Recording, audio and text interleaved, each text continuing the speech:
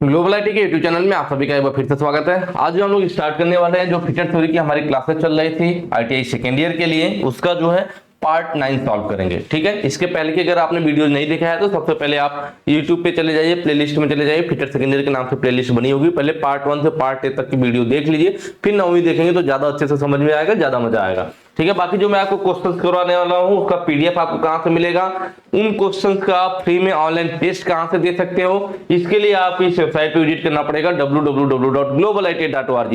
जैसे आप इस वेबसाइट पे विजिट करोगे सबसे पहले ही आपको फ्रंट पेज पे लिखा हुआ मिल जाएगा आईटीआई नेमी मॉक टेस्ट। इस पे क्लिक करके आप टेस्ट दे सकते हो। ITI Nemi question bank PDF है हमारा, इस पे क्लिक करके पीडीएफ डाउनलोड कर सकते हैं।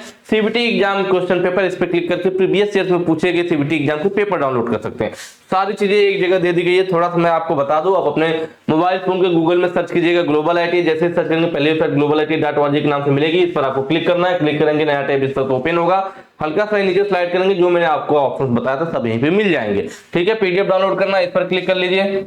पीडीएफ वाले पे नीचे को स्लाइड कीजिए, देखिए यहाँ पे आ गया ना, electrician theory, feature theory PDF plus test. Feature theory वाले हैं आप, फीचर थ्योरी क्लिक कीजिए, ऐसा कुछ आता है, बंद करें पे क्लिक कीजिए, नीचे को स्लाइड कीजिए। दो ऑप्शन है, feature theory first year second year, आप सेकंड ईयर के सेकंड ईयर पे क्लिक कर लीजिए, नीचे को स्लाइड कीजिए और ये देखिए आपका सारा चीजें एक जगह मिल जाएगा। पार्ट 1 से पार्ट 10 में सारे पीडीएफ आपके अपलोड है। किसी पर भी देखिए क्लिक किया मैंने और ये आपके सामने डाउनलोड, तुरंत का तुरंत लाइव करके मैं आपको दिखा रहा हूं, जिससे आपको ये ना लगे कोई बाद में बोले कि सर ये तो हो ही नहीं रहा है। ठीक है, आपके सामने मैं तुरंत करके दिखा रहा हूं भाई कि देखो ऐसे ऐसे हो रहा है। ठीक है, बाकी आपका होम पेज है, टेस्ट देना है तो पहले वाले टैब पे क्लिक कर लीजिए, ऑनलाइन टेस्ट, नीचे स्लाइड कीजिए। यहाँ देखिए आपका कई सारे ऑप्शंस बना हुआ है भाई, एम्प्लॉयबिलिटी का देना है, फर्स्ट ईयर सेकंड ईयर का, इलेक्ट्रिशियन का देना फर्स्ट ईयर सेकंड ईयर का, feature theory first year, feature theory second year. देखिए इधर सब फर्स्ट ईयर वाले हैं, इधर सब हमारा सेकंड ईयर का बना हुआ है। ठीक है, फर्स्ट ईयर का सेकंड ईयर का, आपको फीचर थ्योरी सेकंड ईयर चाहिए, सेकंड ईयर पे क्लिक कर लीजिए। क्लिक करेंगे नीचे को स्लाइड करेंगे, बस कुछ नहीं करना। देखिए test 1, test 2, test 3, test 4, test 5, test 6, नीचे स्लाइड करते जाए, सब मिलता जाएगा। जिसको देना उस पर स्टार्ट कर लीजिए, जो भी टेस्ट देना उस पर स्टार्ट कर दीजिए, क्लिक कीजिए, नेक्स्ट कीजिए, क्लिक कीजिए, नेक्स्ट पे क्लिक कीजिए, फिर यहाँ सेलेक्ट किया, नेक्स्ट किया, सेलेक्ट किया और नेक्स्ट किया। इस तरह बिल्कुल आसानी से, कितना स्मूथली चल रहा है, तो इस तरह बिल्कुल आसानी से आप टेस्ट को दे सकते हैं। चलिए अब हम लोग चलते हैं अपने पहले क्वेश्चन की तरफ। आज का हमारा पहला क्वेश्चन है, कह रहा है what is the marked as act, X के रूप में चिन्हित भाग का नाम पूछ रहा हमसे। देखिए यहाँ पे देख रहे हैं आप, ये 2 दिया हुआ है, यह है हमारा एक तरह से, आप जो लोग पहले अच्छे से पढ़े होंगे अब तो पहचान चुके होंगे कि हमारा रिंग गेज है। लेकिन अब रिंग गेज में कौन सा वाला है, ठीक है। चलिए तो यहाँ पे देखेंगे थ्रेड कटा हुआ है अंदर ना, देखिए अंदर क्या है, थ्रेड कटा हुआ दिख रहा है, जबकि यहीं पे एक मैंने यहाँ पे ले रखा, देखिए अंदर बिल्कुल प्लेन बेलनाकार है। तो जो सिर्फ रिंग गेज लिखा हुआ है, रिंग गेज मतलब जो बाहरी माप लेता है, मैंने बताया था रिंग को उंगली के ऊपर पहन सकते हो तो बाहरी माप लेने के लिए, तो बाहरी व्यास या बाहरी माप लेने के लिए हमारा यह रिंग गेज हो गया। लेकिन यही रिंग गेज था, सेम रिंग गेज यह भी है, बस फर्क है कि इसके अंदर जब थ्रेड काट दिया जाए, उसी रिंग के अंदर जब थ्रेड काट दिया जाए अंदर इस तरह से, तो थ्रेड कटा हुआ आ गया, तो थ्रेड रिंग गेज क्या हो जाएगा भाई, थ्रेड रिंग गेज हो जाएगा। फिर अब ऑप्शन देखेंगे तो थ्रेड रिंग गेज 2 ऑप्शन है, एक में लिखा है थ्रेड रिंग गेज गो और एक में लिखा है थ्रेड रिंग गेज नो गो। अगर आपको ध्यान होगा तो मैंने बताया था कि कैसे हम लोग पहचानते हैं कि कौन सा गो वाला रिंगेज है, कौन सा नो गो वाला है। जैसे यह 2 होता है ना, ऐसे यह भी 2 सिंगल नहीं होता है, यह भी उसी की तरह होता है। इसमें भी हमारा क्या होगा, एक ऐसे आपका सिंगल हो गया और एक हमारा इस टाइप रहेगा, ठीक है, और जिसके बीच में सर्कुलर ग्रुप कटा होगा, बाकी इधर नर्लिंग किया गया होगा। यह भी हमारा 2 होता है, अकेले नहीं होता है, ठीक है। तो अब इसमें मैंने बताया था कि जो छोटा वाला होता है हमारा वह गो होता है और जो बड़ा वाला होता है वह नो गो होता है। प्लस लंबाई के हिसाब से, देखिए इसकी लंबाई कम है तो यह गो होगा, इसकी लंबाई ज्यादा है तो यह नो गो होगा, ठीक है। जो ज्यादा लंबा वह नो गो। प्लस एक और पहचान मैंने बताया था कि नो गो वाले के बीच में सर्कुलर ग्रुप कटा होता है, देखिए नर्लिंग किया हुआ भाग है प्लस बीच में सर्कुलर ग्रुप कटा हुआ है, तो यह भी नो गो की पहचान थी। तो मतलब यह थ्रेड, इसको पूछा भी कि यह वाला क्या है, तो थ्रेड रिंग गेज है, लेकिन कौन सा वाला है भाई, नो गो वाला है। तो ऑप्शन देखिए, ऑप्शन बी आपका सही हो जाएगा, नो गो, ठीक है। आसान है, मैंने पहले भी बताया आपको। थ्रेड पिच गेज क्या होता है, तो देखिए थ्रेड पिच गेज को हम लोग स्क्रू पिच गेज के नाम से जानते हैं। यह वाला जो फिगर है यही हमारा क्या है, थ्रेड पिच गेज कहिए या स्क्रू पिच गेज कहिए, क्या काम है भाई, किसी स्क्रू पर जो हमारा थ्रेड कटा होता है, जब किसी स्क्रू पर हमारा थ्रेड कटा होता है तो उसके पिच को पता करने के लिए, पिच क्या होता है, एक थ्रेड से दूसरे थ्रेड के बीच की जो दूरी होती है यही पिच कहलाती है। तो इसको चेक करने के लिए थ्रेड पिच गेज या स्क्रू पिच गेज यूज किया जाता है। इसमें देख रहे कई सारी ब्लेड है, इन सभी ब्लेड पर इसका साइज लिखा होता है। इस पर लिखा होगा 0.35 लिखा हुआ है, इस पर 0.5 लिखा हुआ है, इस पर 0.75 लिखा हुआ है। मतलब ये जो ब्लेड है सब पर अलग अलग पिच वाली थ्रेड कटी हुई है। इसमें 0.35 वाली पिच की थ्रेड है, इसमें 0.5 का, इसमें 0.75 का। इसको हम लोग इससे मैच कराते हैं। जो ब्लेड बिल्कुल एग्जैक्ट मैच कर जाती है थ्रेड के साथ, उस पर लिखा हुआ पिच पढ़ लेते हैं, वही पिच हमारे इस थ्रेड की भी होगी, इस बोल्ट की भी होगी। तो इस तरह से हम लोग चेक करते हैं। नेक्स्ट पे आ जाइए। अगला कह रहा है कि इस गेज का नाम क्या है। जैसे हमने अभी थ्रेड रिंग गेज देखा, यह भी उसी टाइप से है। प्लग गेज आपका नॉर्मल इस तरह से होता है। कैसे होता है भाई, नॉर्मल होता है प्लग गेज हमारा इस तरह से ना, ठीक है। एक साइड हमारा लंबा भाग रहेगा बेलनाकार वाला, और एक साइड हमारा छोटा भाग रहेगा बेलनाकार वाला। ये हमारा क्या हो गया, प्लग गेज हो गया। नॉर्मल प्लग गेज आंतरिक व्यास को चेक करेगा भाई। प्लग सॉकेट के अंदर जाता है, आंतरिक माप का, रिंग उंगली के ऊपर पहनी जाती है तो बाहरी माप के लिए, दोनों मैंने बताया था। तो ये प्लग गेज है नॉर्मल वाला, ठीक है। अगर इसी के ऊपर क्या किया जाए, थ्रेड काट दिया जाए, जब सिर्फ प्लग गेज है तो आंतरिक व्यास को चेक करेगा, होल के आंतरिक व्यास को। इस पर थ्रेड काट दे तो होल के आंतरिक चूड़ी को चेक करेगा। तो वही चीज देखिए यहाँ पे है, ये नॉर्मल प्लग गेज है, जब उस पर थ्रेड काट दिया गया तो हमारा क्या हो जाएगा, थ्रेड प्लग गेज हो जाएगा। ऑप्शन बी आपका, ठीक है। गो नो गो कौन सा होगा, तो इसमें क्या होता है, जो लंबा वाला होता है, देखिए लंबाई जिसकी ज्यादा है, जिसकी लंबाई ज्यादा वह गो, और जिसकी लंबाई कम वह नो गो। जबकि हमारा रिंग गेज में उल्टा था, रिंग गेज में जिसकी लंबाई कम है वह गो है, जिसकी लंबाई ज्यादा है वह नो गो है ना। काम भी देखिए एक दूसरे की विपरीत है, वैसे नाम भी विपरीत है ना। देखिए ये आंतरिक चेक कर रहा है तो बाहरी चेक कर रहा है। इसमें लंबा वाला गो है, इसमें लंबा छोटा वाला गो है, इसमें छोटा वाला नो गो है, इसमें लंबा वाला नो गो है। इस बात को भी ध्यान रखिएगा। चलिए थ्रेड रिंग गेज कौन सा है, तो देखिए यह वाला, जस्ट अभी पीछे हम लोग की बात हो चुकी है, बाहरी चूड़ी को चेक करने के लिए। थ्रेड पिच गेज या स्क्रू पिच गेज जस्ट पीछे हम लोगों ने देखा, ठीक है। और यह जो प्लग गेज है आपका टेपर वाला, यह भी हम लोग पहले पढ़ चुके हैं, फिर भी मैं हल्का सा आपको बता देता हूं।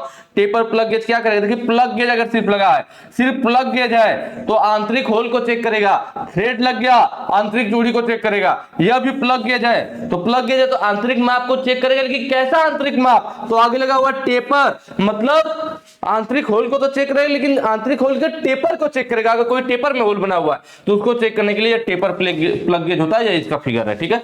या हम चेक करते हैं तो उसमें हमें ध्यान देना होता है कि होल के अंदर इसका मिनिमम हिस्सा इतना जाना चाहिए और मैक्सिमम हिस्सा, मतलब अगर इससे कम अगर होल के अंदर या जाता है आगे का टेपर हिस्सा, तब वो होल सही नहीं है। कहां तक पहुंचना चाहिए, कम से कम ये इतना होल के अंदर जाना चाहिए, और अधिक से अधिक इतना। इससे ज्यादा जाएगा तब भी होल गलत है, इससे पहले रुक जाएगा तब भी होल गलत है, ठीक है।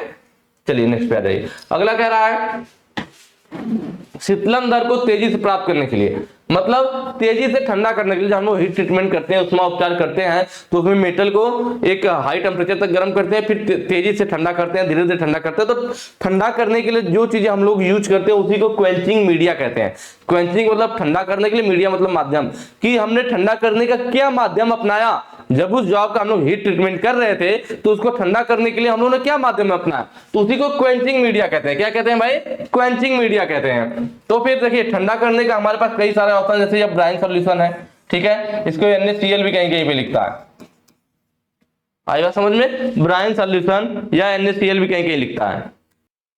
NaCl मतलब है आपका सोडियम क्लोराइड, ठीक है, या नमक या कास्टिक सोडे का घोल भी बोला जाता है इसको, नमक या कास्टिक सोडे का घोल भी बोलते हैं किसको, ब्राइन सॉल्यूशन को। हालांकि आपको ज्यादातर एग्जाम में ब्राइन सॉल्यूशन ही लिखा हुआ मिलेगा, ठीक है। तो यह हो गए हमारे, जो हमारा यह ब्राइन सॉल्यूशन है ना, सबसे तेज गति से ठंडा करने वाला है। पूछा ना शीतलन दर को तेजी से प्राप्त करने के लिए, तो सबसे तेज गति से यही ठंडा करता है कौन, ब्राइन सॉल्यूशन। जो ब्राइन सॉल्यूशन हमारा सबसे तेज गति से ठंडा, सबसे तेज गति से ठंडा करने के लिए हमारा ब्राइन सॉल्यूशन, ठीक है। उसके बाद ब्राइन सॉल्यूशन हो गया भाई सबसे तेज गति से ठंडा करने के लिए। सबसे धीमे की बात करें, सबसे धीमी किससे होता है, तो एयर, जो वायु है ना, इसमें क्या करते हैं, मेटल को हम लोग गर्म करने के बाद उसे कमरे के तापमान पर नॉर्मल छोड़ देते हैं ठंडा होने के लिए। तो सबसे धीमी गति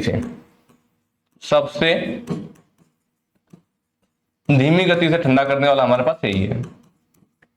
ठीक है, सबसे तेज गति से पता चल गया, सबसे धीमी गति से पता चल गया। ब्रायन सॉल्यूशन सबसे तेज, एयर सबसे धीमी। बाकी ये जो दोनों मिल गए, बच गए आपके, क्या बच गया भाई, ऑयल बच गया और वाटर बच गया। यह जो दोनों है ना, यह मध्यम गति से ठंडा करने वाले हैं, मीडियम वाले हैं, मध्यम गति से। कैसे भाई, मध्यम गति से जब ठंडा करना होगा तो ये दोनों यूज किए जाते हैं। ठीक है, ये नॉर्मल हो गया। कभी कभी सीरियल से पूछ लेता कि सबसे तेज कौन करता है, उसके बाद किसका नंबर है, उसके बाद किसका नंबर है। तो इसकी बात करें तो इसकी सबसे तेजी से जो ठंडा करता है हमारा ना, जो सबसे तेजी से ठंडा करता है वो यही है, कौन, ब्रायन सॉल्यूशन, ये सबसे पहले नंबर पे आता है। इसके बाद ठंडा करने की दर पानी की ज्यादा होती है। ठीक है, पानी की अपेक्षा घनत्व तो तेल का ज्यादा, तो इसमें उसकी अपेक्षा धीरे ठंडा होगा। सबसे तेजी से ठंडा करेगा ब्रायन सॉल्यूशन, फिर दूसरे नंबर पे पानी, फिर उसके नीचे तेल, फिर चौथे नंबर पे क्या, सबसे धीमी गति से हमारा वायु है। क्लियर हो गया, यह भी चारों क्लियर हो गया। उसके बाद कभी कभी एक और क्वेश्चन पूछ लेता है आपसे, उसको भी मैं यहीं पे बता देता हूं। क्या पूछता है भाई, ठीक है, यह पूछता है ना कि प्लेन कार्बन स्टील के लिए हम लोग किसका यूज करते हैं। तो देखिए, प्लेन कार्बन स्टील की जब बात करेगा तो पानी, किसके लिए, प्लेन कार्बन स्टील की अगर हमें क्वेंचिंग करनी है तो उसके लिए पानी यूज किया जाता है, प्लेन कार्बन स्टील की। वहीं पे बात कर लिया जाए एलॉय स्टील की, तो एलॉय स्टील के लिए हम लोग यूज करते हैं ऑयल। किसके लिए भाई, एलॉय स्टील के लिए। किसके लिए, एलॉय स्टील के लिए। ठीक है, उसके बाद एयर जो होता है स्पेशल एलॉय स्टील के लिए, तो यह भी थोड़ा याद रखिएगा, स्पेशल, थोड़ा स्पेलिंग गलत हो गई है, स्पेशल की देख लीजिएगा, स्पेशल एलॉय स्टील। ठीक है, चलिए इसको नोट कर लीजिएगा, मैं साइड में हट जाता हूं, यहाँ पे स्क्रीनशॉट लेकर के आप इसको नोट कर सकते हैं। इंपॉर्टेंट चीज है, इतना आपने नोट कर लिया तो इससे बाहर एग्जाम में कभी भी कुछ नहीं जाने वाला है, सब आपका ही मैच कर जाएगा। ठीक है, ठीक है, वो ये स्क्रीनशॉट थोड़ा ठीक से लगा नहीं है ना, इसको भी मैं थोड़ा देख लेता हूं,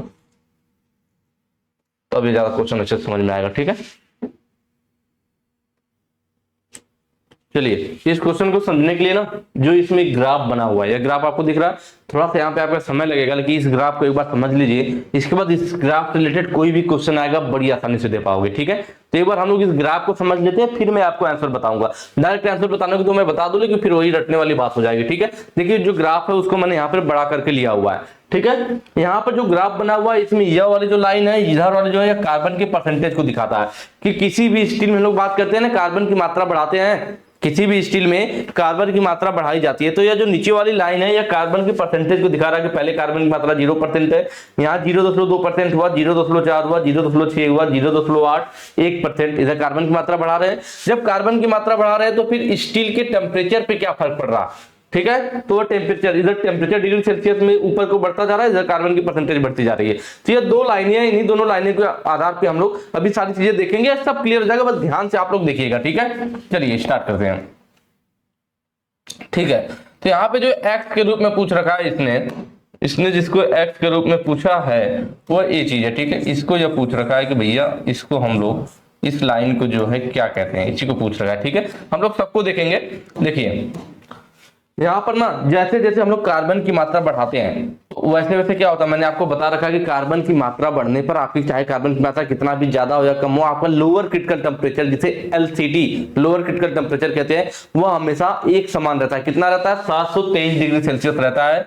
यहाँ पर लिखा हुआ नहीं ना, यह जो लाइन है ना, यह 700 हो गया, 750 हो गया, या बीच में जो आएगा ना वो हमारा आएगा 723 डिग्री सेल्सियस। कितना आएगा भाई, 723। ठीक है, 723 डिग्री सेल्सियस है यहाँ पर हमारा, क्योंकि इधर सब डिग्री सेल्सियस में ही है। तो ये जो 723 डिग्री सेल्सियस है हमारा, यही वो टेम्परेचर होता है जिसको लोअर क्रिटिकल टेम्परेचर कहते हैं।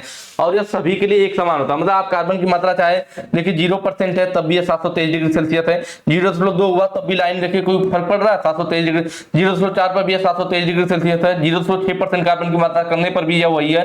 मतलब आप कार्बन की मात्रा कितना भी बढ़ाइए घटाइए, ये लोअर क्रिटिकल टेम्परेचर जो होता है इसका यह 723 डिग्री सेल्सियस होता है, और उसी को यह लाइन दर्शा रही है। ठीक है, तो यहाँ पर हम देख सकते हैं, ठीक है, कि ये लाइन जो हमारी कौन सी भाई, लोअर क्रिटिकल टेम्परेचर की गई, जो यहाँ पे क्वेश्चन में इसने पूछा था, तो ये लाइन कौन सी होगी, लोअर क्रिटिकल टेम्परेचर। LCT, जो कार्बन की मात्रा कितना भी कम ज्यादा हो सबके लिए एक समान होता है, ठीक है। उसके बाद यह जो ऊपर वाली लाइन आपको दिख रही है ना, ऐसे आई है फिर इधर गई, इन दोनों लाइनों को हम लोग क्या कहते हैं भाई, UCT, अपर क्रिटिकल टेम्परेचर। क्या होगा, यह वाली लाइन की मैं बात कर रहा हूं, यह वाली जो लाइन हो गई और यह वाली जो लाइन होगी, दोनों लाइनें क्या है, यह दोनों लाइनें हमारे जो है UCT, अपर क्रिटिकल टेम्परेचर। यह वाली लाइन लोअर क्रिटिकल टेम्परेचर और यह दोनों लाइनें क्या कहलाएंगी, अपर क्रिटिकल टेम्परेचर कहलाएगी। मैंने बताया था कि किसी भी स्टील में कार्बन की मात्रा चाहे जितना हो, उसका लोअर क्रिटिकल टेम्परेचर हमेशा एक समान रहता है, वो 723 डिग्री सेल्सियस रहता है, लेकिन अपर क्रिटिकल टेम्परेचर कार्बन की परसेंटेज के हिसाब से बदलता रहता है, ठीक है।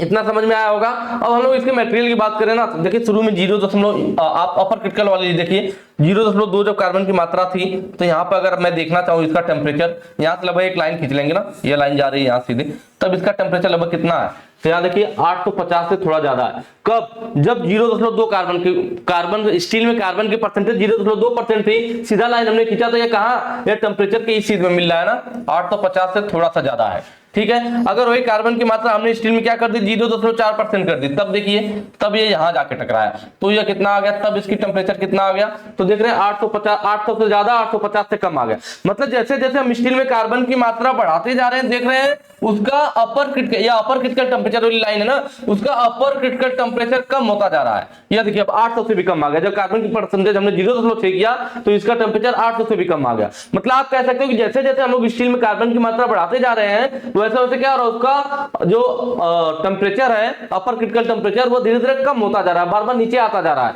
जब आप पहुंचोगे कहां, 0.84% पे, तो देख रहे हैं लोअर क्रिटिकल टेम्परेचर वाली लाइन और अपर क्रिटिकल टेम्परेचर वाली लाइन दोनों एक जगह आ जाती है। मतलब जब स्टील में कार्बन की मात्रा कितनी हो जाए भाई, 0.84% हो जाए, कितना हो जाए, जब स्टील में कार्बन की मात्रा 0.84% होता है, तो वह स्टील हमारा क्या, एक ही क्रिटिकल पॉइंट रखती है। कहने का मतलब है लोअर क्रिटिकल टेम्परेचर और अपर क्रिटिकल टेम्परेचर दोनों एक ही हो जाता है, दोनों 723 डिग्री सेल्सियस ही हो जाएंगे।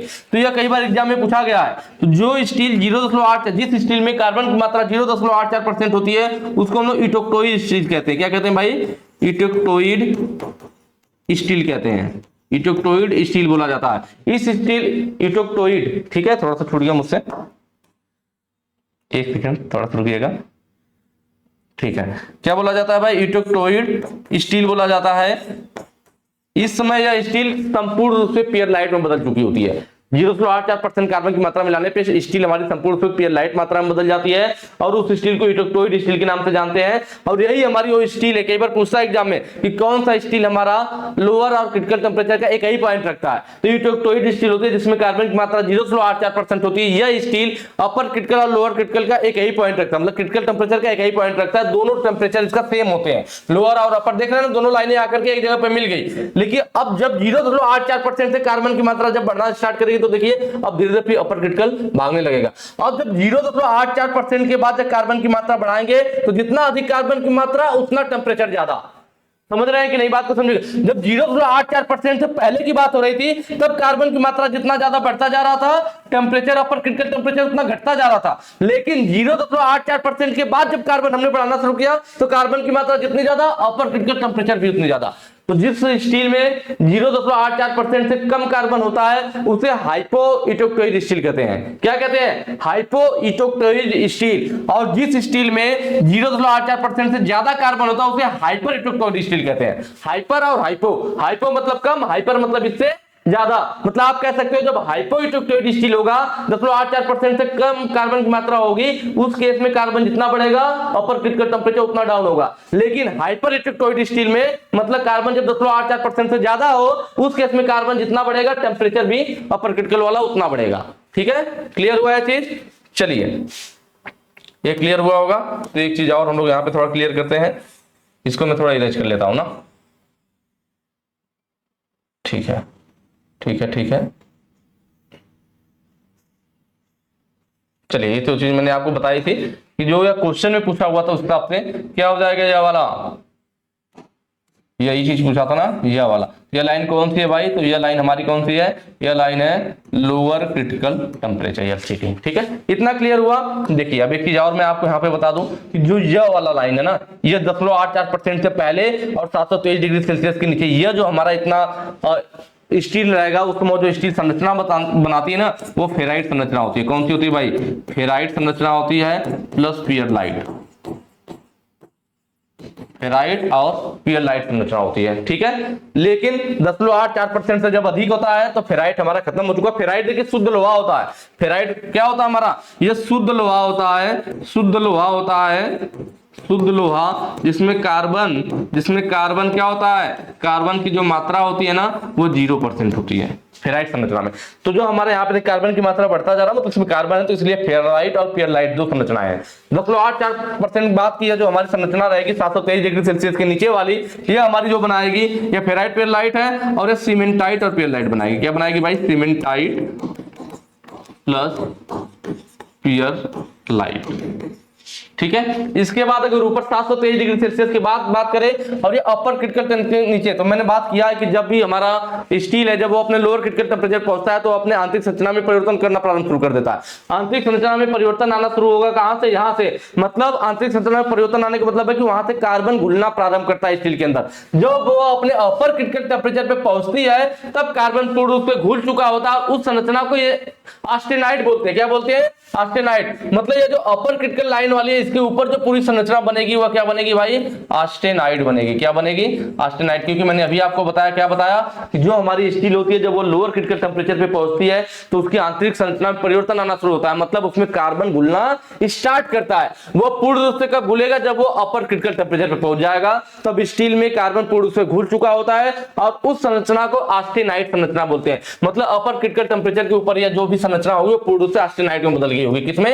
ऑस्टेनाइट में। इसमें फिर स्पेलिंग एक बार गलत हो चुकी है, मैं सही कर देता हूं, ठीक है,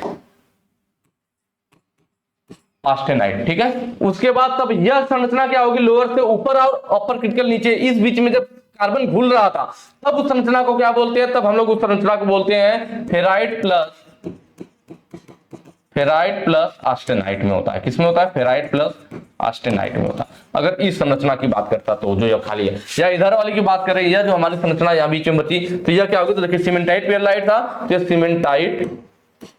सीमेंटाइट प्लस ऑस्टेनाइट के रूप में रहेगा, ऑस्टेनाइट, ठीक है। तो यहाँ पे मैंने सारे पार्ट के नाम बता दिए। इसमें मतलब जो भी ग्राफ की जो भी लाइनें थी किसको किस हिस्से को कब क्या बोला जाएगा और क्या चीजें होती है। क्वेश्चन में क्या पूछा था भाई? इस वाली लाइन को पूछा था। इसको हम लोग क्या कह रहे हैं? LCT, लोअर क्रिटिकल टेम्परेचर, ठीक है। तो यहाँ पर ऑप्शन देख लीजिए, लोअर क्रिटिकल टेम्परेचर आपका सही हो जाएगा, ठीक है। अपर क्रिटिकल टेम्परेचर कब होता? जब वो इस लाइन को पूछता या इस लाइन को पूछता। ऑस्टेनाइट कब होता? ऑस्टेनाइट कब होता? जब वो इस वाले एरिया के बारे में पूछ रहा होता, ठीक है। फेराइट कब होता? मैंने बताया फेराइट हमारा शुद्ध लोहा होता है जिसमें कार्बन की मात्रा 0% होती है। चलिए नेक्स्ट पे आ जाते हैं। अगला क्वेश्चन क्या आपके सामने? एल्बो और बेंड का कोड क्या? देखिए हमारा एल्बो होता है, एल्बो यहाँ पे देख रहे हैं ना, ये दो पाइपों को क्या करेगा? 90 डिग्री पर, दो पाइपों को 90 डिग्री पर जब जोड़ना हो, घुमाना हो तो एल्बो का यूज किया जाता है। और एक हमारे पास ऑफसेट एल्बो आता है, कुछ इस टाइप से होता है। क्या होता है भाई? ऑफसेट एल्बो, इधर और इधर, इसका एंगल जो होता है 45 डिग्री होता और इसका कितना है? 90 डिग्री है। तो यही पूछा है एल्बो और बेंड का कोड क्या होता है? तो 45 और 90 डिग्री वाला दो होता है। ऑप्शन यहाँ पे सही हो जाएगा, 90 डिग्री और 45 डिग्री। नेक्स्ट क्वेश्चन पे आ जाते हैं। अगला कह रहा है उन स्थानों पर किस प्रकार के स्क्रू का उपयोग किया जाता है जहां लगातार हटाना और असेंबलिंग करना हो। मैंने बताया था बार बार लगाना और हटाना हो, मतलब किस नट को खोलना और टाइट करना आसान होगा, तो वह हमारा कौन सा होता है भाई? Square head screw. कौन सा? Square head screw. Option A हमारा सही हो जाएगा, स्क्वायर हेड स्क्रू, ठीक है। Hexagon socket head cap screw, मैंने बताया था सॉकेट से याद हो जाएगा कि सॉकेट मतलब गहराई में बना होता है ना जिसमें प्लग लगाते हैं, तो वही है हमारा। यहाँ पे जो स्क्रू दिख रहा है हम लोग ये पहले भी पढ़ चुके हैं। इसमें क्या होता है? हेक्सागन, देखिए यहाँ पे 6 प्लग है, हेक्सागन आकृति तो बनाई गई है लेकिन गहराई में है। कैसे है? गहराई में है। तो इसको खोलने के लिए हम लोग एलन की यूज करते हैं। क्या यूज करते हैं भाई? एलन की यूज किया जाता है, ठीक है। Hexagon socket head cap screw. Round head screw, तो ये वाला जो फिगर है राउंड हेड स्क्रू दिख रहे हैं, ऐसे राउंड में बना हुआ, बीच में स्लॉट कटा हुआ जिससे स्क्रू ड्राइवर से इसको टाइट या लूज किया जा सके। चीज हेड स्क्रू, देखिए यह जो फिगर है ना ये चीज हेड स्क्रू का, किसका है? चीज हेड स्क्रू का, बिल्कुल नॉर्मल है। लेकिन यह दोनों जो फिगर है हमारे, यह वाले और यह वाले, यह दोनों जो हमारे फिगर है यह रेज्ड चीज हेड स्क्रू के हैं। किसके? रेज्ड चीज हेड स्क्रू, यह दोनों, यह भी और यह भी, क्योंकि नॉर्मल चीज है स्क्रू है तो बिल्कुल प्लेन है ऊपर। देखिए रेज चीज, रेज का मतलब उठना, उभार होता नहीं, कोई चीज रेज कर रहा है, उठ रहा है, तो यही इसमें भी देखिए रेज किया हुआ है ना। इसकी देखिए सरफेस कैसे रेज किया हुआ है, ऐसे उभार लिए हुए। वैसे इस पे भी देखेंगे स्क्रू तो ऐसे उभार लिए हुआ है, बिल्कुल प्लेन नहीं, ऐसे उभार लिया हुआ है। तो ये हमारा क्या हो जाएगा, रेज हो जाएगा। क्या हो जाएगा भाई, रेज हो जाएगा। ठीक है, तो ये रेज चीज है स्क्रू और नॉर्मल चीज है। देखिए नॉर्मल चीज है वाला हमारा क्या होता है, कहीं पर जब इसका हेड छुपाना हो ना, इसका तब, इसका भी तभी यूज करते हैं। यहाँ पे मान लीजिए हमारा नॉर्मल होल बना होगा, फिर इस होल को हम लोग क्या करेंगे, काउंटर बोरिंग, काउंटर बोरिंग करके कुछ गहराई तक इसके होल को बढ़ा देंगे, तब यह वाला हेड इसके अंदर आकर के हमारा छिप जाएगा। ठीक है, नेक्स्ट पे आ जाते हैं। अगला कह रहा है कोच निर्माण में किस प्रकार के नट का उपयोग किया जाता है। कोच बिल्डिंग वर्क में, ठीक है, कोच के निर्माण के लिए जब बात करता है तो इसमें भी हमारा स्क्वायर नट ही यूज किया जाता है। स्क्वायर नट मतलब 4 भुजा, देखिए 1 2 3 4, पीछे वाला क्वेश्चन हो गया था, ठीक है हो गया था। स्क्वायर हेड स्क्रू, ये 4 भुजा, 4 है ना, सॉरी कहां चला गया यार, ठीक है 4 सरफेस है तो स्क्वायर नट हो गया हमारा।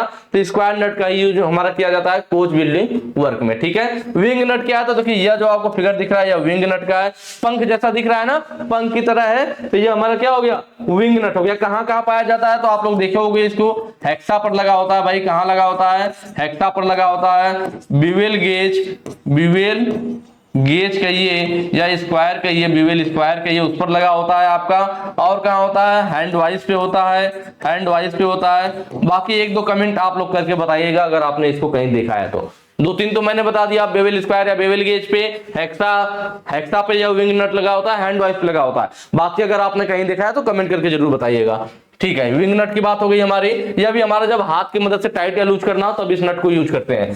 कैप नट कौन सा है भाई, तो यह वाला हमारा कैप नट है, देख रहे हैं ना, एक साइड सिरा खुला हुआ है, एक साइड पैक है। जैसे कैप होता है ना, एक तरफ खुला हुआ है एक तरफ पैक होता है, तो वैसे ही हमारा एक कैप नट भी होता है, एक साइड सिरा खुला हुआ है एक साइड पैक है। इससे फायदा होता है कि जो हमारा बोल्ट होता है ना, जब इसको बोल्ट पे टाइट किया जाता है, बोल्ट पे हम लोग टाइट करते हैं, तो इसका लास्ट वाला सिरा पैक है, पूरा आकर के यहाँ से टकरा जाता है, तो इसके जो बाहरी चूड़ी है बोल्ट का, उसको बाहरी वातावरण गंदगी से सुरक्षित करता है, बचाता है। टी नट कौन सा है, तो देखिए यह जो आपको फिगर दिख रहा है ना, टी आकृति में, कैसा फिगर है, टी आकृति में दिख रहा है फिगर, टी जैसा, तो ये हमारा टी नट कहलाता है। यह हमारा मशीन टेबल पर, किसी भी मशीन पर जो मशीन टेबल होती है, मशीन टेबल पर जॉब को मशीन वाइज में पकड़ करके, तो मशीन वाइज को मशीन टेबल मतलब जॉब को मशीन वाइज में पकड़ेंगे, और उस मशीन वाइज को मशीन टेबल पर पकड़ने के लिए हम लोग टी नट यूज करते हैं। टी नट के साथ हम लोग क्या यूज करते हैं, स्टड यूज करते हैं। स्टड मतलब जिसके दोनों सिरों पर थ्रेड कटा हो, इधर भी थ्रेड कटा हो और इधर भी, दोनों सिरों पर क्या होते हैं, थ्रेड कटे होते हैं।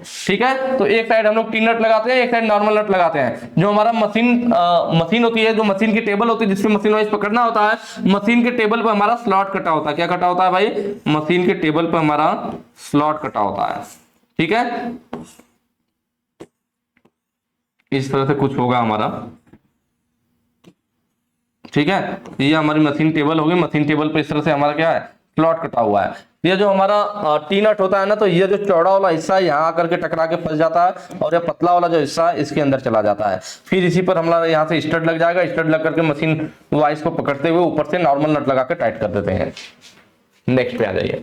अगला कह रहा है उस नट का क्या नाम है जिसका शीर्ष भाग बेलनाकार आकार का और नीचे के भाग हेक्सागोनल आकार के होते हैं। देखिए इसके बारे में हम लोग को पहले भी बात हो चुकी है, जो लोग पहले ध्यान से पढ़े रहे होंगे अब तक कोई क्वेश्चन सही भी कर चुके होंगे। और टी नट क्या है, देखिए टी नट है, जस्ट अभी हमने पीछे देखा था, और कैप नट भी जस्ट हम लोग अभी पीछे देख करके आ रहे हैं। तो ये दोनों तो आपको समझ में आ गया, टी नट और कैप नट क्या है। अब बचा स्लॉटेड और कैसल नट। स्लॉटेड नट क्या है, तो देखिए ये जो है हमारा स्लॉटेड नट है।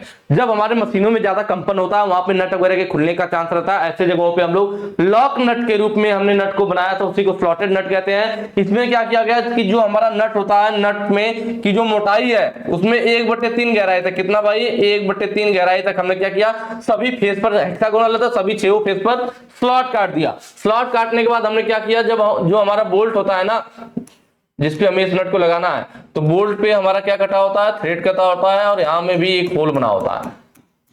ठीक है, एक होल हमारा इसमें बना रहेगा। बोल्ट को टाइट करने के बाद यह होल जिस स्लॉट के सीध में आता था, उस सामने हमारे पास होती थी एक क्या भाई, स्प्लिट पिन। क्या होता था, स्प्लिट पिन। इसको इस स्लॉट में से होते हुए, इस बोल्ट के छिद्र में से होते हुए इधर वाले स्लॉट से बाहर निकाल के फिर दोनों लेग को दोनों साइड मोड़ देते थे, तो नट लॉक हो जाता था। लेकिन इसमें दिक्कत क्या थी, इसमें दिक्कत ये थी कि हमने क्या किया, जो नट की मोटाई थी इसी में 1/3 गहराई में 6 फेस पर स्लॉट काट दिया। इससे नट कमजोर हो गया, उसकी स्ट्रेंथ कम हो गई। तो ये दिक्कत आई। तो इस चीज के निराकरण के लिए, इस कमी को दूर करने के लिए फिर हमने क्या बनाया भाई, कैसल नट बनाया। क्या बनाया, कैसल नट। ये जो फिगर आपको दिख रहा है कैसल नट का, इसमें क्या किया गया, जो नट की मोटाई है इसमें कोई स्लॉट नहीं काटा गया, कोई छेड़छाड़ नहीं किया गया। इसके ऊपर एक अलग से, इसके शीर्ष भाग पर, इसकी ऊंचाई पर एक अलग से बेलनाकार भाग गोलाई में बढ़ा दिया गया और उसमें स्लॉट काट दिया गया। इससे हमारे नट की स्ट्रेंथ भी कमजोर नहीं हुई और फिर लॉक करने का काम भी बन गया, स्लॉट में डाल करके आराम से हमने लॉक भी कर लिया।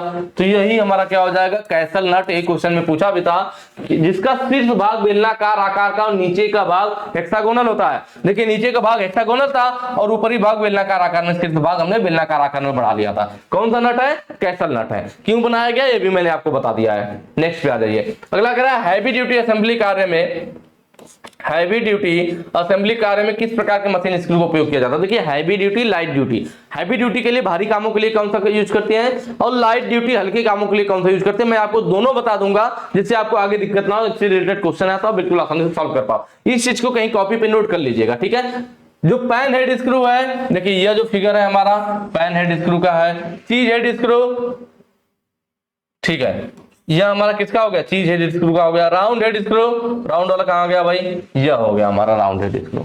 कौन सा है, राउंड हेड स्क्रू है। तो ये दिखा आपको पैन हेड, चीज हेड, राउंड हेड। और चीज हेड में एक कौन सा आता है, रेज्ड चीज हेड। यह जो चौथा है, मान लीजिए अगर आपको पहला हो गया, यह दूसरा हो गया चीज हेड, यह राउंड हेड, तीसरा हो गया, तो चौथा हमारा क्या हो जाएगा भाई, रेज्ड चीज हेड। रेज्ड चीज हेड स्क्रू।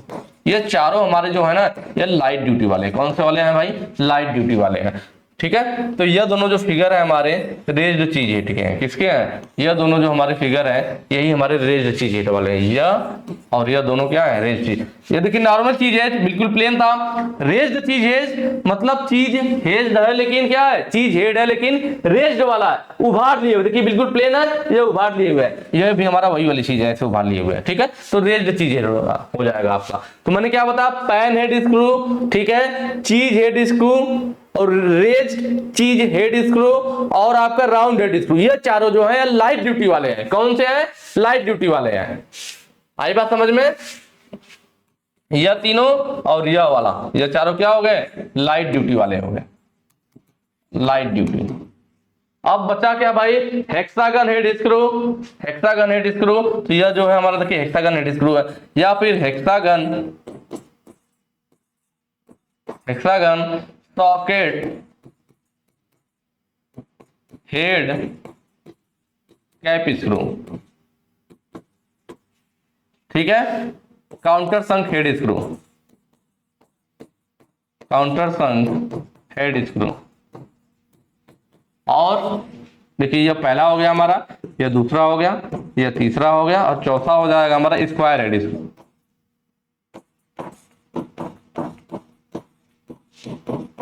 यह जो चारों स्क्रू हमारे, यह हैवी ड्यूटी वाले। यह जो चारों मैंने लास्ट में लिखा, ये चारों कौन से हो जाएंगे, हैवी ड्यूटी। हैवी ड्यूटी वाले असेंबली के लिए, लाइट ड्यूटी असेंबली के लिए, हैवी ड्यूटी असेंबली के लिए। यहाँ कौन सा पूछा था, हैवी ड्यूटी। तो हैवी ड्यूटी में ये कौन सा, हेक्सागन वाला आएगा। ऑप्शन डी आपका सही हो जाएगा, ठीक है। दोनों को नोट कर लीजिएगा कि लाइट ड्यूटी में कौन से चारों हैं, हैवी ड्यूटी में कौन से चारों हैं। आगे आपको आसान रहेगा क्वेश्चन सॉल्व करने में। देखिए कह रहा है लाइट असेंबली। अब लाइट असेंबली पूछ लिया, मैंने आपको बताया हेक्सागन हेड स्क्रू कौन सा है, हैवी वाले के लिए है, हैवी ड्यूटी के लिए है। 6 फलक है हेक्सागन वाला, ठीक है। Hexagon socket head cap screw यह वाला है, यह भी हमारा क्या है, हैवी ड्यूटी के लिए है। स्क्वायर हेड काउंटर संक हेड स्क्रू, देखिए स्क्वायर हेड वाला मैंने फिगर नहीं लिया है। स्क्वायर हेड वाला भी हमारा किसके लिए होता है, मैंने बताया स्क्वायर हेड वाला भी हमारा हैवी ड्यूटी के लिए होता है। बचा क्या, चीज हेड स्क्रू। तो यह देखिए हमारा चीज हेड स्क्रू का है, कौन सा फिगर, यह वाला फिगर, ठीक है। तो जो हमारा चीज हेड स्क्रू होता है यही हमारा क्या होता है, लाइट असेंबली के लिए होता है। यह चीज हेड स्क्रू हो गया। और यह दोनों कौन से हो गए, अब तक तो समझ गए होंगे आप लोग। यह दोनों हमारे जो फिगर है यह रेज्ड चीज हेड है, क्योंकि इनके जो हेड है उभरा हुआ है। यही फर्क है ना, यह बिल्कुल प्लेन है, इनका देखिए उभार लिए हुआ है, उभार लिए हुआ है। तो रेज्ड चीज हेड हो जाएगा, ठीक है, तो यह जो है हमारा TZ वाला क्या हो जाएगा, लाइट असेंबली के लिए हो जाएगा। नेक्स्ट पे आ जाइए, अगला आपका क्या कह रहा है भाई, अगला कह रहा है नरम और गैर धातु मटेरियल पे इस्तेमाल किए जाने वाले तेज और समानांतर दांते किस फाइल में होते हैं। ध्यान दीजिएगा क्वेश्चन को, ये क्वेश्चन मैं आपको पहले भी कई बार बता चुका हूं। ठीक है, पिलर फाइल क्या है, तो देखिए यह जो है आपकी पिलर फाइल है, यह हैंड फाइल के समान होती है। इसके भी एक एज पर दांते कटे होते हैं, एक एज पर हमारे दांते कटे होते हैं, और इसका जो है एक एज होता है वह बिना दांतों के होता है जिसे सेफ एज कहते हैं। लेकिन यह हैंड फाइल के अपेक्षा चौड़ाई में कम, मोटाई में अधिक होता है, इसलिए इसका यूज नैरो वर्क के लिए भी कर लेते हैं। किसके लिए, इसका यूज नैरो वर्क के लिए कर लेते हैं हम लोग। ठीक है, कीवे वगैरह के लिए नैरो वर्क के लिए कर लेते हैं। टिंकर फाइल ऑटोमोबाइल की पार्ट के, ऑटोमोबाइल मतलब बाइक कार वगैरह जो बनाते हैं उसी को ऑटोमोबाइल कहते हैं। तो जो ऑटोमोबाइल बॉडी के पार्ट की टिंकरिंग के पश्चात उसकी फाइलिंग करने के लिए टिंकर फाइल यूज करते हैं। इसमें जो फाइल होती है, फाइल की निचली सतह पे दांते कटे होते हैं, इसका ऊपरी सतह बिना दांतों के होता है, उसी पर हम लोग इस हैंडल को फिट करके फाइलिंग करने का काम करते हैं। फिर आता है वार्डिंग फाइल, तो यह जो है हमारा देखिए वार्डिंग फाइल का फिगर है। इसका देखिए लास्ट का भाग टेपरित होकर के एक जगह पे मिल गया है, जिससे इसका यूज हमारा नैरो वर्क के लिए भी किया जा सकता है। किसके लिए, क्योंकि आगे नुकीला हो गया तो नैरो वर्क के लिए भी किया जा सकता है। ज्यादातर इसका यूज हमारे ताले की मरम्मत के लिए, किसके, ताले की मरम्मत, या फिर कह लीजिए जो इंपॉर्टेंट है कि कीवे में वार्ड नाच के लिए। मैंने आपको याद करने का तरीका भी बताया था कि वार्डिंग फाइल वार्ड नाच, वार्डिंग फाइल वार्ड नाच, याद रहेगा आपको। ठीक है, उसके बाद ड्रेड नॉट, एक सेकंड भाई, ड्रेड नॉट फाइल बच गया ना, यह है हमारे पास क्या, ड्रेड नॉट फाइल। क्या है, यह जो फाइल आपको दिख रही है यही हमारी ड्रेड नॉट फाइल है। मैंने बताया था यह आपका सॉफ्ट मटेरियल के लिए यूज होता है। किसके लिए, सॉफ्ट मटेरियल के लिए, जैसे एल्युमिनियम हो गया, कॉपर हो गया, ब्रास हो गया, सॉफ्ट मटेरियल के लिए। प्लस नॉन मेटेलिक के लिए भी मैंने इसी को बताया था कि नॉन मेटेलिक जो गैर धातु है, नॉन मेटेलिक के लिए भी हम लोग इसका यूज करते हैं, जैसे प्लास्टिक हो गया, लकड़ी हो गया। मैंने बताया भी था उस समय कि प्लास्टिक वाला बहुत ज्यादा एग्जाम में पूछा भी जाता है। क्वेश्चन में क्या पूछा था, नरम और गैर धातु, इंग्लिश देखिए सॉफ्ट एंड नॉन मेटेलिक, तो सॉफ्ट और नॉन मेटेलिक के लिए किसका, ड्रेड नॉट फाइल का यूज कर रहे हैं। ऑप्शन सी आपका सही हो जाएगा। नेक्स्ट पे आ जाइए, कह रहा है परिष्करण उपकरण के रूप में किस फाइल का उपयोग किया जाता है और सटीक स्मूथनेस सुनिश्चित करता है। इंग्लिश वाला थोड़ा देखिए ज्यादा शायद आपको पढ़ते ही याद आ जाएगा, मैंने इसको क्या बताया था। कौन सी फाइल जो फिनिशिंग टूल के रूप में यूज होती है, प्राइमरली फिनिशिंग टूल होता है जो, और प्रिसीजन स्मूथनेस देता है। अब तो याद आ गया होगा, प्रिसीजन स्मूथनेस, परिशुद्ध चिकनाई, सटीक स्मूथनेस कौन देता है भाई, फिश पैटर्न फाइल। ऑप्शन सही हो जाएगा, यही ना मैंने बताया था कि यह जो होता है हमारा प्रिसीजन स्मूथनेस के लिए यूज किया जाता है। किसके लिए, प्रिसीजन स्मूथनेस के लिए हम लोग इसी का यूज करते हैं। और प्राइमरली फिनिशिंग टूल भी कहते हैं, प्राइमरली फिनिशिंग टूल भी बोला जाता है, फिनिशिंग टूल भी बोलते हैं। ठीक है, ड्रेड नॉट फाइल जस्ट पीछे अभी मैंने बताया, पिलर फाइल भी जस्ट पीछे हम लोग की बात हुई, और वार्डिंग फाइल भी जस्ट पीछे बात हो चुकी है। इसी की जस्ट पीछे हमने बात किया, तो दोबारा टाइम खराब नहीं करेंगे। अगला क्या है, पिलर गेज के BIS सेट की मोटाई की सीमा क्या है। जो हमारा पिलर गेज है इसके BIS सेट की मोटाई की सीमा, देखिए फिलर गेज की बात करें तो फिलर नाम का, फिलर मतलब फिल हो जाना, भर जाना। कहीं अगर दो पार्ट है हमारा, एक पार्ट यह हो गया और एक पार्ट यह हो गया, दोनों के पार्ट के बीच में जो गैप होता है इसी को चेक करने के लिए हम लोग क्या करते हैं, फिलर गेज यूज करते हैं। इसके बीच में फिल हो जाता है, भर जाता है, तो इसके गैप को बताता है। हो सकता है इसमें जैसे 0.4 वाली, ये देखिए लिखा हुआ है इस पर, यह 0.03 mm मोटा है ब्लेड, यह 0.04 mm मोटा ब्लेड है, यह 0.05 mm मोटा ब्लेड है, यह 0.06 mm मोटा ब्लेड है। इस तरह से लिखा रहता है। मान लीजिए मैं इसमें डाल रहा हूँ 0.04 एकदम ढीला जा रहा है, 0.05 इसमें थोड़ा ठीक जा रहा है, टाइट जा रहा है, 0.06 इसके अंदर नहीं जा रहा है, तो इसका मतलब 0.05 mm जो हमारा था उतना ही गैप इन दोनों के बीच में है। ठीक है, इसीलिए हम लोग फिलर गेज को हम लोग थिकनेस गेज के नाम से भी कभी कभी बोल देते हैं ना, थिकनेस गेज। तो इस तरह से हम लोग इसके गैप की जांच करते हैं। कभी कभी क्या होता है, ज्यादा गैप होता है ना, तो हम लोग 2-3 ब्लेडों को मिला करके इसमें डाल देते हैं जिससे वो टाइटली फिट हो जाए। फिर तीनों ब्लेड के ऊपर जो माप लिखा होगा उसको पढ़ करके आपस में जोड़ देंगे, हमें पता चल जाएगा। ठीक है, कई बार यह भी इसका पूछ लेता है कि जो हमारी फिलर गेज होती है ना, इसका लंबाई कितना होता है। क्या लंबाई, तो फिलर गेज का जो जनरली लंबाई रहता है ना, जो एग्जाम में आता है आपको 100 mm की लंबाई में बोला जाता है। ठीक है, चौड़ाई जो होता है इसका, चौड़ाई जो होता है वो 12 mm होता है। ठीक है, कितने सेट में पाया जाता है, तो ये 4 सेट में पाया जाता है। ये काफी इंपॉर्टेंट क्वेश्चन है। फिलर गेज हमारा कितने सेट में पाया जाता है, 4 सेट में पाया जाता है।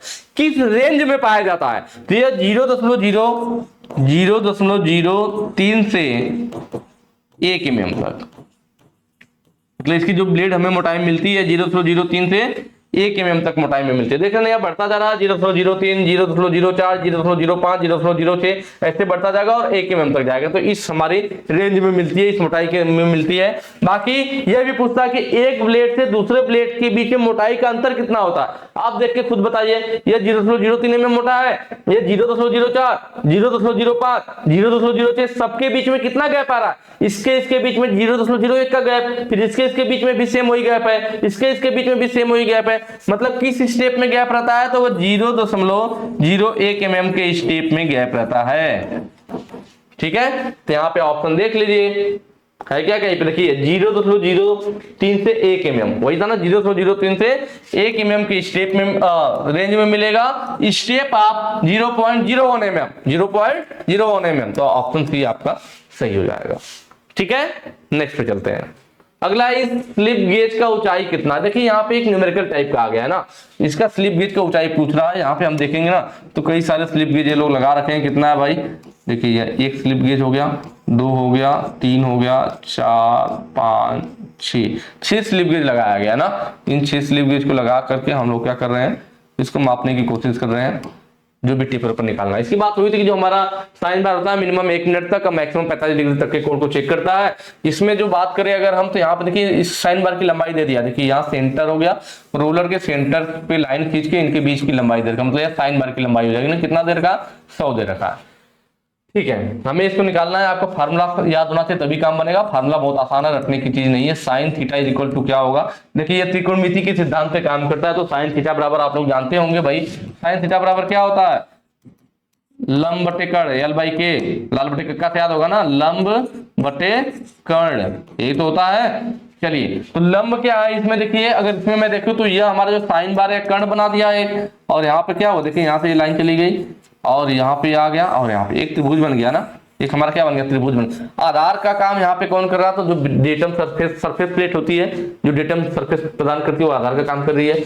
हमें लंब और कर्ण चाहिए, लंब का काम कौन कर रहा है, जो स्लिप गेज है ये लंब का काम कर रहा है। तो साइन थीटा बराबर मैं फार्मूला बनाना चाहूँ तो लंब बटे कर्ण होता है। यहाँ पे लंब की जगह क्या है, स्लिप गेज है, तो आप लिख सकते हो स्लिप गेज की ऊंचाई, स्लिप गेज की ऊंचाई की या लंब का ये एक ही बात है, क्योंकि लंब की जगह पे क्या है, स्लिप गेज की ऊंचाई, स्लिप गेज लगाया गया तो उसकी ऊंचाई निकाल लेंगे, बटे कर्ण की जगह पर क्या है, तो कर्ण की जगह पे साइन बार लगा हुआ है, तो आपके यहाँ फार्मूला क्या बन गया, साइन बार की लंबाई। तो फार्मूला रटने की जरूरत नहीं है, आप साइन थीटा का फार्मूला जानते रहेंगे, बस अपना त्रिकोणमिति सिद्धांत जानते रहे तो आप जान जाएंगे कि लंब बटे कर्ण होता है, लंब की जगह पे आपका स्लिप गेज है और कर्ण की जगह पे साइन बार, तो अपने आप फार्मूला बना लेंगे। चलिए सॉल्व करते हैं। हमें निकालना क्या है, हमें स्लिप गेज का ऊंचाई निकालना है, या स्लिप गेज की ऊंचाई है, मान लेते हैं स्लिप गेज की ऊंचाई h है। ठीक है, तो यहां से क्या हो जाएगा, स्लिप गेज की ऊंचाई अगर h बराबर, यह इधर चला जाएगा sine theta into sine bar की लंबाई, भाई इसका इसमें गुणा हो जाएगा ना, sine theta into sine bar की लंबाई, तो साइन बार की लंबाई कितनी है, 100 दे रखा है, तो साइन थीटा इंटू 100 हो जाएगा, साइन बार की लंबाई 100 दे रखा है ना। अब h इक्वल टू क्या हो जाएगा, देखिए साइन थीटा है, थीटा की जगह यहाँ पे क्यू ले रखा था, तो थीटा कहिए या क्यू लिख लीजिए, यहाँ पे साइन क्यू लिख लीजिए। ठीक है, साइन क्यू का मान 25 डिग्री दे रखा है, साइन 25 डिग्री इंटू 100, और सबसे अच्छी बात है क्वेश्चन में 25 डिग्री का मान भी दिया हुआ, कितना 0.4226, तो यहाँ से हम लोग इसको डायरेक्ट रख लेंगे ना, 0.4226 इंटू 100, बस इसी का गुणा कर लीजिए, आपका स्लिप गेज का ऊंचाई निकल आएगा।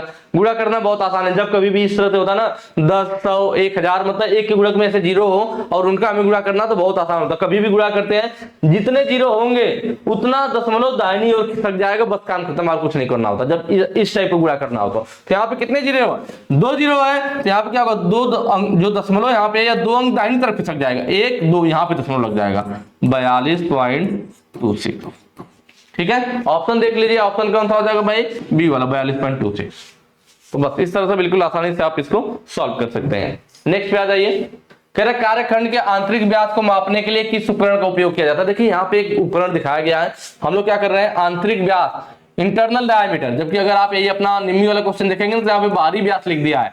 आप जब भी एग्जाम वगैरह देते होंगे वहां पे लिखा होता है कि हिंदी और इंग्लिश में जब भी क्वेश्चन की बात आएगी तो हमेशा इंग्लिश वाले को सही माना जाता है। किसको? इंग्लिश वाले को। तो यहाँ पे बाहरी व्यास लिख दिया, जबकि इंग्लिश में क्या इंटरनल डायमीटर लिखा है, इसलिए मैंने इसको चेंज कर दिया, आंतरिक व्यास लिख दिया है, क्योंकि इंटरनल डायमीटर होना चाहिए। तो ये देख रहे हैं बियरिंग की तरह है, कोई हमारे पास सरफेस है, कोई जॉब है हमारे पास, उसके आंतरिक व्यास को मापने की कोशिश किया जा रहा है। ठीक है, किससे माप रहे हैं? तो यहाँ पे देखिए एक ब्लॉक हो गया, एक ब्लॉक इसके बगल में हो गया, 2 ब्लॉक, एक इसके बगल में 3 ब्लॉक, 3 ब्लॉक यहाँ पे लगे हुए हैं। कौन से ऐसा चीज है जो ब्लॉक के रूप में होता है जो लंबाई माप सकता है? तो आपको ध्यान आएगा स्लिप गेज। स्लिप गेज के ऊपर उसकी लंबाई अंकित होती है और वह परिशुद्ध लंबाई मापन में यूज भी होता है। परिशुद्ध लंबाई मापन में हम लोग स्लिप गेज को यूज भी करते हैं, क्योंकि स्लिप गेज पे क्या होता है, उस पर उसकी माप अंकित होती है। स्लिप गेज होगा तो उस पर लिखा होगा कि ये स्लिप गेज जो है हमारा 6 mm लंबा है। तो मान लीजिए हमने वर्नियर कैलिपर ले लिया, इसके बीच में स्लिप गेज रख लिया, ठीक है, क्योंकि स्लिप गेज की मदद से हम लोग क्या प्रिसीजन इंस्ट्रूमेंट को भी चेक करते हैं। और अगर मान लीजिए वर्नियर कैलिपर का माप 6 mm आ गया और स्लिप गेज पे भी 6 mm लिखा हुआ था, तब तो ठीक है, हमारा इंस्ट्रूमेंट ठीक है। लेकिन अगर मान लीजिए हमारा स्लिप गेज पे 6 mm लिखा है, वर्नियर कैलिपर रीडिंग दे रहा है कि 6.2 mm, तो ऐसा नहीं कि आपका स्लिप गेज गड़बड़ है, इसका मतलब आपका वर्नियर कैलिपर खराब है। मतलब समझ लीजिए कितना एक्यूरेसी में बनाया जाता है। अगर आपका रीडिंग गलत आ रहा है, इसका मतलब क्या, आपका जो वर्नियर कैलिपर है वो खराब हो चुका है। ठीक है, हमारा स्लिप गेज बहुत ज्यादा एक्यूरेसी में बनाया जाता है।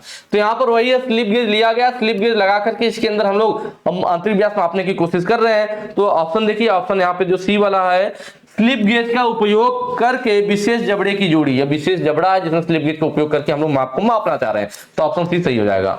ठीक है, आउटसाइड कैलिपर कौन सा है भाई? तो यह देखिए हमारा आउटसाइड कैलिपर है, जो बाहरी व्यास मापने के काम आता है। देख रहे हैं ना, इस तरह से होता है, दोनों पैर अंदर की तरफ होते हैं, इनके बीच में हम लोग माप को मापते हैं। वर्नियर कैलिपर, तो यह जो फिगर आपको दिख रहा है हमारा, यह वर्नियर कैलिपर का है। इसमें हमारा नीचे हमारा क्या है, एक्सटर्नल माप लेने के लिए, ऊपर इंटरनल माप लेने के लिए, और जो लास्ट में वो बार बना हुआ गहराई मापने के लिए होता है। चलिए, तो आज के लिए इतना ही रहेगा। और अगर वीडियो अच्छी लगी होगी तो ज्यादा से ज्यादा शेयर कीजिएगा, बाकी कमेंट करके जरूर बताइएगा पढ़ने में मजा आ रहा नहीं आ रहा है। और हमेशा की तरह जो मैं आपको बताता हूँ, ये आपका काम यहीं पे खत्म नहीं हो गया। यहाँ के बाद आपको तुरंत कहाँ जाना है भाई? वेबसाइट पे जाना है। कौन सी वेबसाइट पे? www.globalitech.org। उस वेबसाइट पर जाइए, जाने के बाद आपको क्या करना है, तुरंत टेस्ट लगाना। जैसे मैंने स्टार्टिंग में बताया था आपको टेस्ट कैसे देना है, वहां पे टेस्ट में जाइए, टेस्ट लगाइए, उसके बाद फिर कमेंट करके बताइए कि आपका कितना क्वेश्चन सही हुआ। ठीक है, इससे क्या होगा, तुरंत वीडियो देख के तुरंत टेस्ट लगा लेंगे तो आपका तुरंत क्विक रिवीजन हो जाएगा और बिल्कुल अच्छे से तैयार हो जाएगा। एक 2 गलतियां होंगी तो आप तुरंत उसको फिर रिवाइज भी कर लोगे कि अच्छा हाँ मुझसे गलती हो गई थी। ठीक है, चलिए फिर आज के लिए इतना रखते हैं, फिर मिलेंगे नेक्स्ट वीडियो में नेक्स्ट क्वेश्चन के साथ। Thank you.